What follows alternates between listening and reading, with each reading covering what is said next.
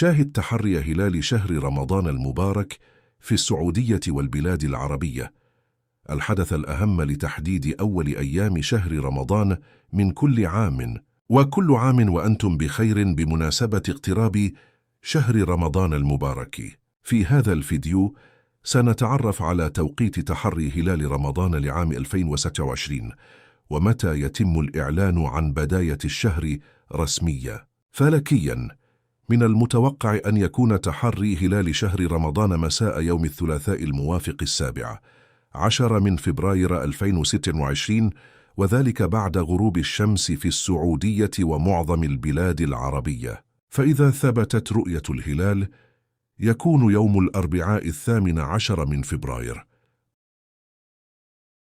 هو أول أيام شهر رمضان المبارك. أما إذا لم تثبت رؤية الهلال فيكمل شهر شعبان 30 يوما، ويبدأ الصيام يوم الخميس 19 من فبراير 2026. ويجدر التنبيه أن الإعلان الرسمي لبداية شهر رمضان يتم فقط بعد الرؤية الشرعية التي تعلنها الجهات المختصة في كل دولة. تابعونا لمعرفة آخر التحديثات فور صدورها، ولا تنسوا الاشتراك بالقناة وتفعيل الجرس.